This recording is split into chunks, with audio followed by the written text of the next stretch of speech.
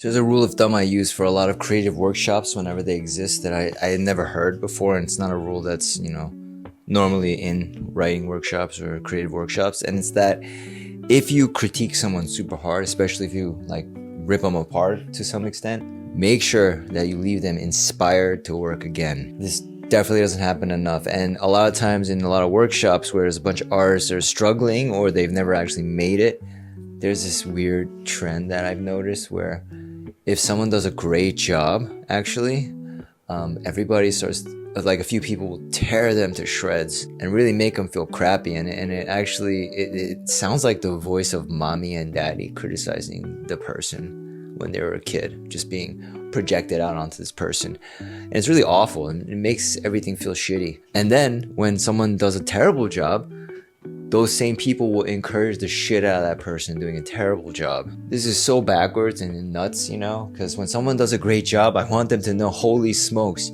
you're doing effing great, keep going. This is so good. It's like, it's not perfect, but it's so good. This happens a lot with younger artists because a lot of young artists are making art to be loved because they think they need to accomplish something and prove themselves in order to have the right to be loved.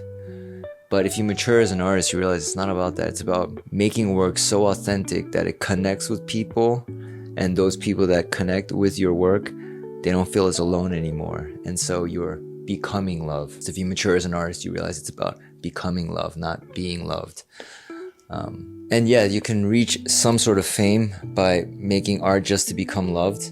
But usually those people, when they fail, people celebrate those failures. And when you make work to become love, even when you fail, people want to know what's next. They want to support you again for the next thing, because that energy is an energy a lot of people want to be involved with, and it's an energy that the universe kind of likes.